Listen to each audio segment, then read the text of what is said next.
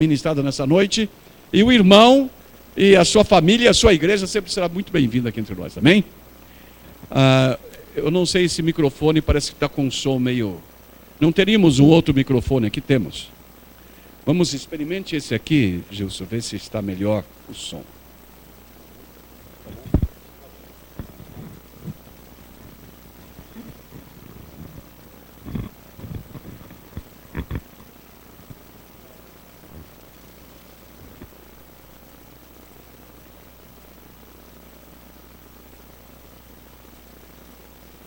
Som, né? Tá ótimo, tá ótimo. Meus queridos, eu quero agradecer imensamente o fato de estar aqui. É um privilégio poder participar com vocês desse momento tão gostoso, Semana da Juventude, e poder compartilhar da palavra de Deus. Eu acho que isso não tem nada melhor, não é, do que investirmos um tempo para compartilhar da palavra e sermos instruídos acerca do que Deus tem para nós, para essa época do século 21. Está comigo aqui o Evandro, meu amigo e meu irmão lá da Igreja Cachoeirinha. Prazer estar com ele. Mais dois queridos lá em cima também, o Mateus e o Rafael, né? Então, são os queridos da igreja, os quais me acompanham, e eu também agradeço pela vida deles.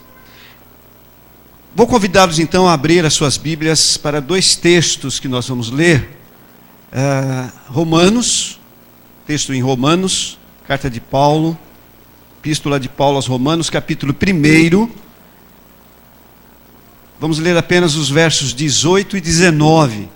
Mas depois eu desafio vocês com calma a ler em casa todo esse capítulo, que é muito interessante.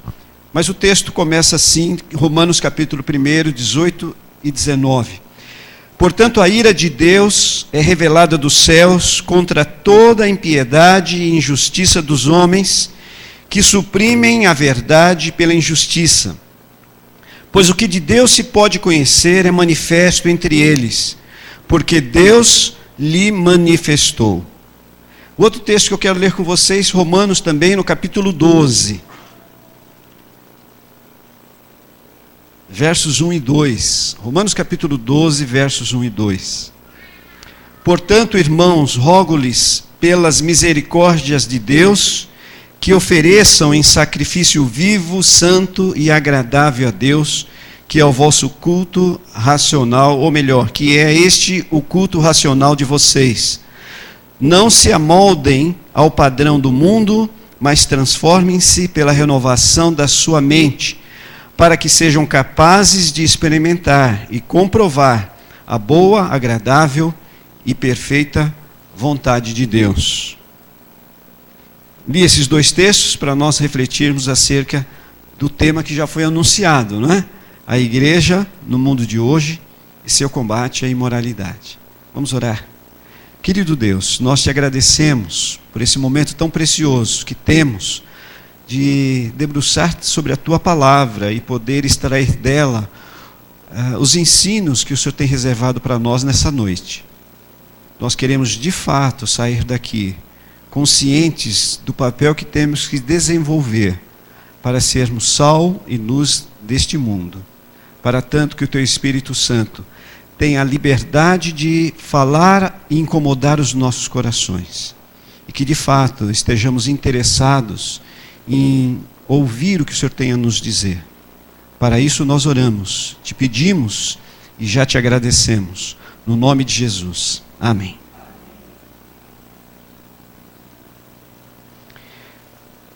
Quero iniciar a partir de uma pergunta. Ela será aí o norte para o desenvolvimento desta reflexão. Qual a postura que a igreja deve ter para tratar com o avanço da imoralidade, tanto fora como dentro da igreja, segundo a palavra de Deus? Vamos tentar responder essa pergunta nessa noite? Vamos tentar sair daqui conscientes do que precisamos fazer para que, de fato, nós, como igreja, possamos tratar desse tema chamado imoralidade e do seu avanço, que por vezes entra de fato dentro das igrejas. Vamos refletir sobre isso nessa noite. Se nós quisermos falar de imoralidade, primeiramente, nós temos que situar aquilo que é imoral. O que é imoral? Etimologicamente, se você for aí numa pesquisa fácil aí do Google, vai dizer para você que essa palavra, ou o termo moral, tem origem no latim moralis, cujo significado é relativo aos costumes. Então, moral está ligado a costumes. Logo, o imoral é aquele que não age de acordo com os costumes. Então, para nós termos uma definição a respeito do que é imoralidade para nós cristãos, tem a ver com o nosso comportamento. Todo comportamento não cristão é imoral. Simples assim. Todo comportamento não cristão é imoral. Significa dizer que se alguém adultera, é imoralidade. A pornografia é algo imoral. Roupas indecentes são imorais. Olhares cobiçosos são imorais. Portanto, tudo aquilo que contraria os costumes bíblicos, tudo aquilo que contraria os princípios da palavra de Deus, que nós costumeiramente estamos aprendendo, podemos dizer que são ações imorais. Então, como é que eu combato a imoralidade? E a resposta que me veio à mente, que eu compartilho com vocês, é simplesmente essa: tirando a imoralidade de mim. Eu penso que há uma preocupação em relação àquilo que está lá fora. E uma preocupação com aquilo que está lá fora, que não entre aqui dentro. Quando na realidade, a imoralidade, por vezes, está dentro de nós mesmos. E o exercício nosso nessa noite é justamente promover esta limpeza, se porventura a imoralidade de fato está dentro de nós. Porque é somente dessa forma que nós vamos combater a imoralidade. Somente aquilo que é exterior a nós e que contraria a Deus pode ser combatido a partir do momento que é combatido dentro de nós mesmos, a partir de nós. Não adianta eu querer tirar algo de alguém se eu mesmo estou praticando aquilo que eu quero que o outro deixe de fazer. Portanto, eu combato a imoralidade tirando a imoralidade de mim. E eu tenho para mim que o apóstolo Paulo nos diz como isso é possível quando escreveu essa carta aos Romanos, especificamente nesse capítulo 1. O verso, relendo novamente, diz: pois a ira de Deus se revela do céu contra toda impiedade e injustiça. Geralmente olhamos para esse texto vendo somente o ímpio, vendo somente o homem sem Deus. Mas vamos tentar aplicar para nós, igreja, para mim, para você. Há uma distinção aqui feita pelo apóstolo entre impiedade e injustiça. Injustiça tem a ver com perversidade. Refere-se àquelas ações, aqueles pecados que são cometidos, quer em pensamento, quer em palavras ou ações. Isso é injustiça. Enquanto impiedade descreve uma atitude contra Deus. Impiedade como sendo uma atitude contra Deus. Ou seja, impiedade aqui pode ser definida como viver sem pensar em Deus. Ou pensar pouco em Deus. Impiedade tem a ver com desprezo, falta de consideração a Deus. Eu tenho para mim que um dos maiores pecados que existe na humanidade é justamente a impiedade. Porque a impiedade leva as pessoas a agirem como se Deus não existisse. A agirem de maneira displicente, mesmo dentro das igrejas.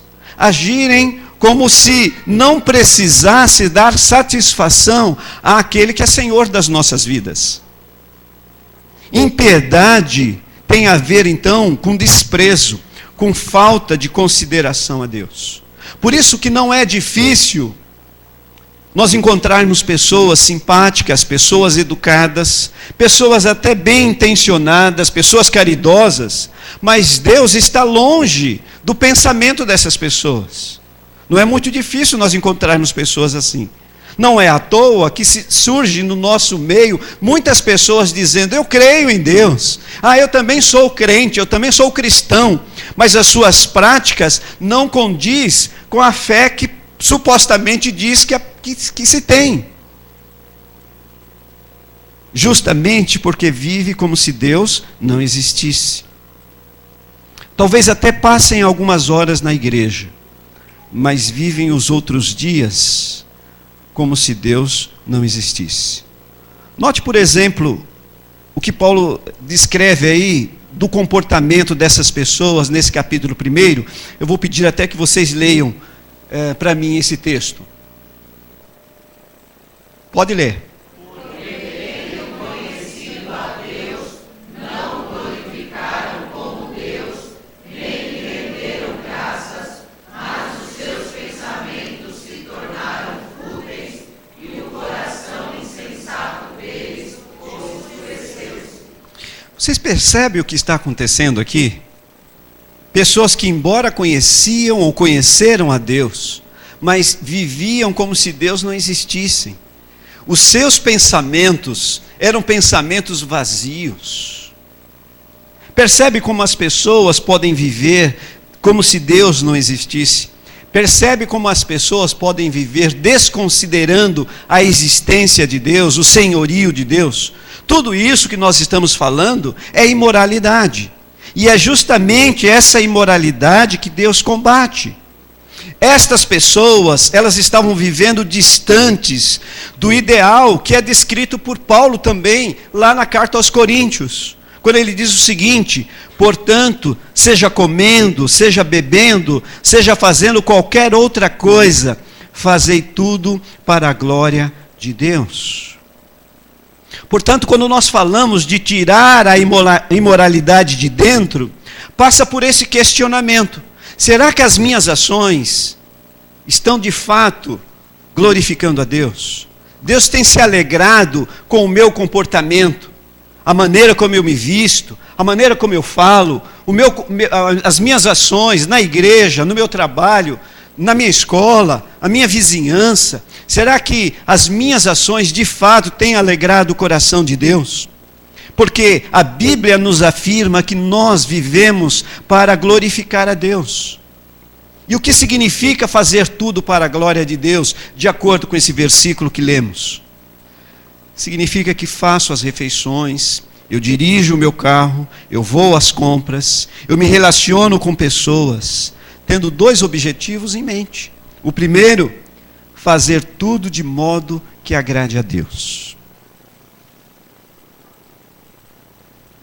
Nós poderíamos, quem sabe, todos os dias, no final já do expediente, fazer essa pergunta a Deus: e aí, Senhor, como foi o meu dia? Eu alegrei o teu coração? Como nós estamos? Como está o nosso relacionamento?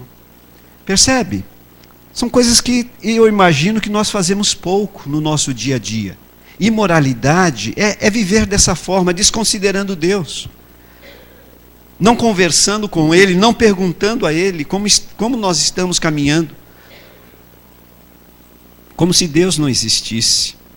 Então nós temos que fazer tudo de modo que agrade a Deus. Eu quero que Deus fique contente com o meu caminhar, até nas coisas mais simples. Não sei se você tem orado dessa maneira, e eu desafio você a fazer isso. Deus, eu tenho entristecido o teu coração. Deus, eu não quero entristecer o teu coração.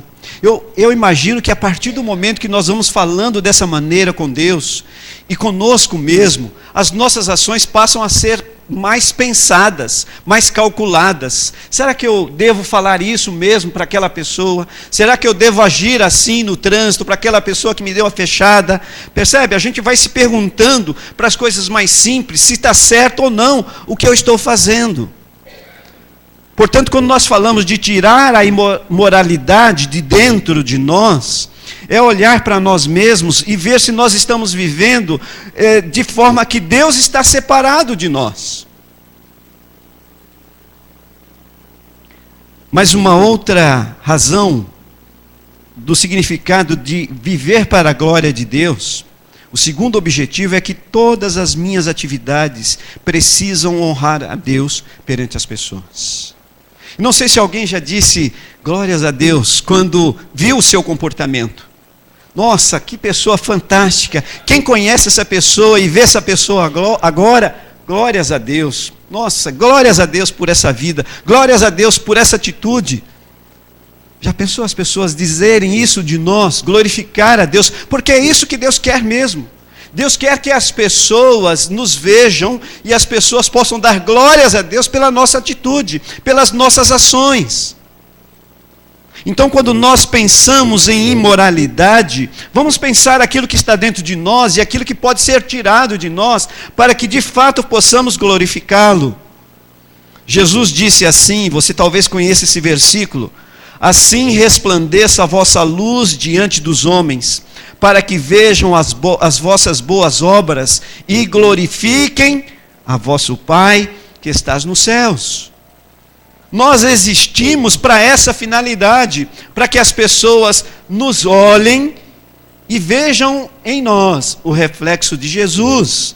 E as pessoas então possam dizer glórias a Deus, glórias a Deus. As pessoas passarem aqui por esse bairro e passando pela frente dessa igreja poder dizer glórias a Deus pela existência dessa igreja, pelos membros dessa igreja. Eu conheço aquela pessoa, eu conheço fulano, eu conheço ciclano, conheço a sua vida, conheço o seu comportamento, glórias a Deus por isso. É essa atitude que Jesus espera de nós. Glórias a Deus, glórias a Deus. Portanto, eu combato a imoralidade, tirando-a de mim através dessa consciência de que a minha vida só pode ser vivida para a glória de Deus. Nós estamos terminando uma série de estudos na nossa igreja, a partir de um livro, Pecados Intocáveis. E estamos descobrindo cada verdade, porque às vezes nós olhamos tanto para o pecado dos outros e esquecemos dos nossos. Aqueles pecados mais sutis, aqueles pecados que passam desapercebidos de nós. E nós, às vezes, vamos rotulando eles, não é? Esses pecados pequenos. Ah, eu sou assim mesmo, é o meu jeito de ser, é meu temperamento. E a gente vai levando. E aí você vê uma pessoa lá aprontando e você fala, olha só, isso aí não merece a misericórdia de Deus, isso não merece o céu, e a gente vai acusando as pessoas e esquecendo de olhar para nós mesmos. Então nós estamos encerrando uma série de estudos desse autor, e ele, numa certa altura, ele diz algo bem interessante. Ele diz que todos nós temos um certo grau de imoralidade. Isso para mim foi um choque. Eu, imoral? Não, não é possível. Quem? Eu não, porque essa palavra imoral é uma palavra feia, né? É uma palavra pesada. Dizer que nós somos imorais. Mas se nós olharmos para a definição de moralidade, de que é aquele que esquece de Deus, ou vive como se Deus não existisse, eu acho que cada um de nós temos um pouquinho de imoralidade dentro de nós. Porque quantas vezes nós agimos e nem perguntamos para Deus? Quantas vezes nós fazemos as coisas e nem pensamos em Deus? Nem consultamos a Ele? Fazemos porque queremos, fazemos porque é a nossa vontade, não é? Portanto, nós podemos combater a imoralidade quando temos essa consciência de que a nossa vida só pode ser vivida para a glória de Deus. Portanto, reflita sobre o seu grau de impiedade. Não gostaria que ninguém saísse daqui achando o perfeito, o são, o curado, mas que todos nós sintamos que temos algo a ajustar. Sempre teremos algo a ajustar. Somos pessoas em processo de transformação, por isso da santificação. Por isso, até que ponto você é ímpio? É a pergunta que eu lhe faço. Até que ponto você é ímpio? Em que aspectos da sua vida Deus fica fora dos seus pensamentos? Você está lá no seu computador, está mexendo lá nos seus trabalhos e de repente surge lá algumas insinuações. Deus está presente ali? Quantas atividades são realizadas sem que você reconheça a presença de Deus? Isso tem acontecido na sua vida? Nós estamos falando de realizar tudo na vida como se Deus fosse relevante. Deus tem povoado pouco a sua mente.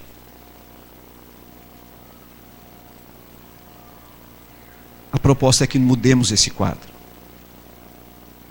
Se nós quisermos combater a imoralidade, nós primeiro precisamos combatê-la dentro de nós. Para que, devidamente preparados, aí tenhamos autoridade para falar àqueles que estão numa situação muito adversa e muito contrária àquilo que é a vontade de Deus. Por isso, identifique as áreas em que você é mais propenso a viver sem preocupar-se com Deus. Faça uma avaliação mesmo, simples assim. Quais são os momentos em que Deus passa muito longe da sua mente? Em que você até nem se preocupa em falar com Ele. Pense lá no seu trabalho, como você tem se comportado lá. Como você tem lidado com os relacionamentos lá na sua empresa. As pessoas já sabem que você é cristão lá? Ou eles não podem nem saber? Os seus passatempos, como tem sido o seu lazer, os seus programas na TV, os seus relacionamentos familiares. Temos tido, viu, pastor Carlos, vários problemas lá na nossa igreja, nesse sentido, problemas familiares. Pessoas que parece que já não suportam mais uns aos outros. É Bauman, né, um escritor, psicólogo, que diz sobre o amor líquido, onde as pessoas já não conseguem mais fazer as coisas durarem. A superficialidade, as pessoas não conseguem mais ter um relacionamento duradouro, a paciência é curta. Como está o seu comportamento lá na sua casa? Você que é casado, como você tem lidado com a sua esposa? Você, mulher, como tem lidado com o seu esposo? Os filhos, como tem respeitado os seus pais? Todas essas questões passam por esse aspecto, se de fato você está glorificando a Deus nas suas ações, se Deus tem passado de longe, de largo no seu pensamento. Identifique essas áreas e procure trabalhar isso.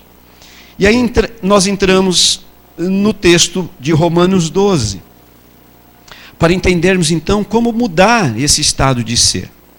Se há um certo grau de imoralidade dentro de nós, como nós podemos trabalhar isso? Romanos capítulo 12, novamente o verso 1, olha o que diz aí. Portanto, irmãos, rogo-lhes pelas misericórdias de Deus, que se ofereçam em sacrifício vivo, santo e agradável a Deus, que é o culto racional. O texto usa a expressão oferecer. O significado mais exato aqui da palavra oferecer é colocar-se à disposição de alguém. Em outras palavras, é quando você se entrega a Cristo e não simplesmente se assenta à espera de Deus para que Ele faça alguma coisa através de você. É você que se coloca à disposição dEle. E se nós de fato quisermos trabalhar em nós, nós precisamos nos colocar diante de Deus. Oferecer é colocar-se diante de Deus para que Ele possa trabalhar na sua vida. Portanto, o que você pode fazer, se quiser ser diferente desse mundo, é se entregar totalmente a Deus. Vamos pensar pelo menos 2 aspectos aqui desta entrega que o texto nos apresenta. Primeiramente, o conteúdo dessa entrega é o corpo. O que nós temos que oferecer? O que nós temos que entregar? Nós temos que entregar o corpo. Você deve apresentar o seu corpo a Deus. E quando fala de corpo aqui, inclui todas as áreas do seu ser. A sua capacidade, seus dons, seus bens, sua família, sua mente, suas vontades, suas emoções, suas necessidades físicas, seus impulsos, suas paixões, sua personalidade, seu temperamento, todo o seu ser precisa estar diante do Senhor. Nada deve ser excluído. Algumas pessoas dizem, esse é o meu temperamento, eu sou assim mesmo, não tem jeito. Alguém até diz, eu não tenho sangue de barata. Eu não levo desaforo para casa porque eu não tenho sangue de barata. E eu ouvi certa vez de um pastor dizendo, de fato nós não temos sangue de barata. Nós temos o sangue de Jesus que corre em nós. Isso muda tudo, né? Por isso que nós temos que submeter todo o nosso ser a Deus, para que Ele possa de fato eliminar, purificar aquilo que precisa ser eliminado e purificado. Se nós de fato quisermos viver uma vida que glorifique a Deus, nós precisamos entregar o nosso corpo a Deus na sua totalidade. A exemplo daquilo que acontecia lá nos sacrifícios do Antigo Testamento, quando os israelitas, eles apresentavam tudo diante do Senhor, o animal, e tudo ali era consumido no altar. Da mesma forma, o seu ser, ele precisa estar totalmente entregue ao Senhor no altar. E essa necessidade dessa entrega total é para que essa transformação que você vê aí no verso 2 aconteça. Essa transformação do verso 2 não pode acontecer sem antes haver uma entrega. Há muitas pessoas querendo mudar, querendo de fato acertar, mas por si só, por si mesmo. Isso não é possível. Na nossa humanidade, nós não temos como fazer isso. Nós precisamos de Jesus, para que Ele, através do seu Espírito em nós, possa efetuar as mudanças necessárias. Por nós mesmos, nós não conseguimos mudar, nós não conseguimos melhorar. O máximo que nós podemos fazer é nos apresentarmos humildemente, quebrantados diante do Senhor, para que Ele trabalhe, para que Ele transforme. É apresentar as áreas vulneráveis da nossa vida e dizer para Ele, Deus, fiscaliza a minha vida. Deus, frustra os meus planos naquilo que vai contrário à Tua vontade. Se de fato nós queremos expulsar a imoralidade de nós, nós não temos outro caminho. Essa renovação da mente, ela vai acontecer sim, à medida que nós vamos nos entregando a Deus. E com isso tendo forças para dizer, eu não posso, eu não devo, não me convém. É entregar então o seu corpo. Mas o segundo aspecto aqui nesse texto de Romanos 12, é que o cristão deve oferecer-se a si mesmo, mas de modo adequado. Ofereçam-se em sacrifício vivo, santo e agradável a Deus. E por que nós temos que nos oferecer de modo adequado? Justamente porque há muitas pessoas, há muita gente se oferecendo a Deus de qualquer maneira. E a proposta não é essa. Há pessoas se oferecendo a Deus na superficialidade. Eu vou à igreja ou estarei com a igreja quando der vontade. Eu vou participar da semana da juventude, se eu tiver tempo, se eu tiver afim. E nós vamos colocando um monte de empecilhos, de obstáculos para servir ao Senhor e para fazer a sua vontade.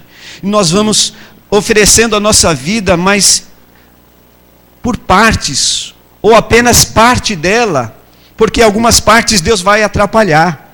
Sabia que Deus atrapalha algumas coisas? Em nós, às vezes nós queremos fazer algumas coisas e Deus atrapalha, Ele não deixa. E então as pessoas entregam parte.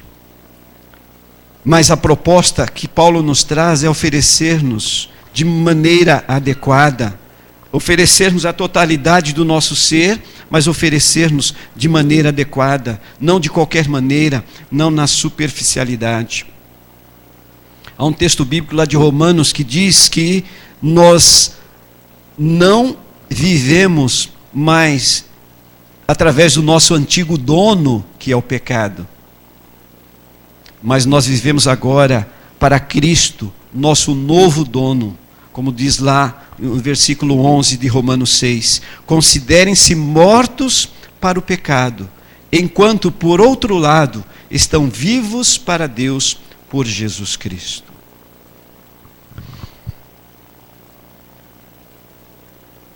Portanto, meus queridos, eu tiro a imoralidade de mim, vivendo para a glória de Deus, através de uma entrega santa e agradável diariamente. Se vocês esquecerem de tudo que dissemos até agora, fique pelo menos com essa frase. Vamos ler todos juntos? Eu tiro a imoralidade de mim, vivendo para a glória de Deus, através de uma entrega santa e agradável diariamente. Esse é o caminho, se nós de fato quisermos combater a imoralidade. Essa entrega a Cristo é como um compromisso que o noivo e a noiva assumem quando se unem ao casamento. Quando eles se casam, ou os que já casaram aqui sabem bem disso, nós temos aquela sensação de que agora sim, né? Agora está tudo completo, está tudo já definido, já estou casado, já estou com a minha casa. Só que ao longo do tempo, nós vamos percebendo que alguns ajustes são necessários. Nós vamos percebendo que nós precisamos nos entregar constantemente um ao outro, para que os ajustes aconteçam. Nossos problemas do dia a dia vão ficando mais maduros, e aí nós vamos aprendendo a lidar com isso na soma, na união de um com o outro. Por isso, a nossa caminhada cristã também é comparada como um casal recém-casados. Nós vamos descobrindo pecados que vão minando o nosso relacionamento com Deus. Mas aí existe em nós aquele compromisso de alcançar um padrão mais elevado, de querer acertar, de querer agradar a Deus, baseado nessa entrega de coração, numa entrega de coração a Deus, para que Ele então possa ir trabalhando e nos aperfeiçoando. Esse é o meu desejo para vocês nessa noite, que de fato a gente tenha esse desejo de todo o coração, de diariamente entregarmos as nossas vidas, a fim de que Ele vá nos aperfeiçoando e possamos estar alegrando o coração dEle, glorificando nos mínimos detalhes. Vamos ter um momento de oração silenciosa, um momento talvez de você poder fazer a sua entrega, se porventura você sente essa necessidade. Converse com seu Deus nessa hora.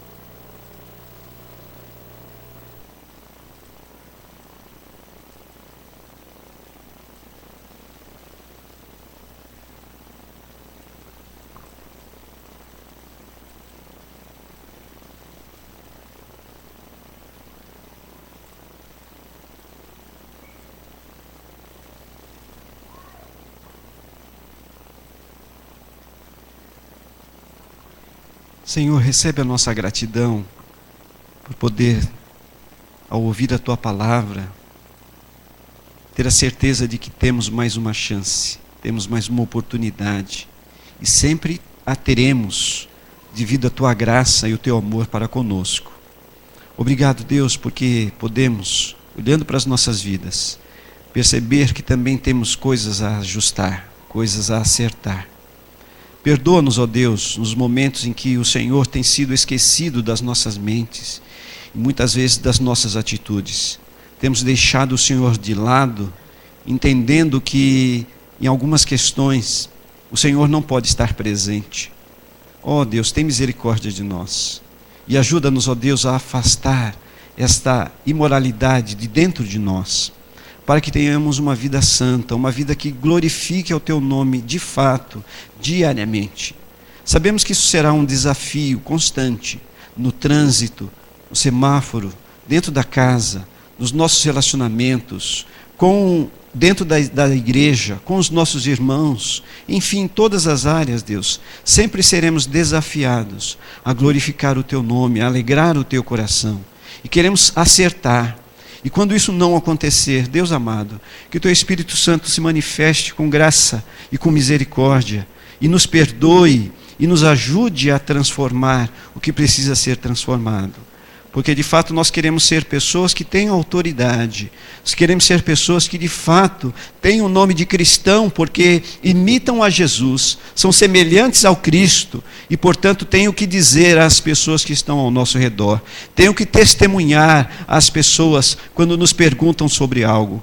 Por isso, Deus, continue trabalhando em nós, continue trabalhando na vida desta igreja, para a Tua honra e para a Tua glória. É a minha oração no nome de Jesus. Amém. Obrigado, queridos.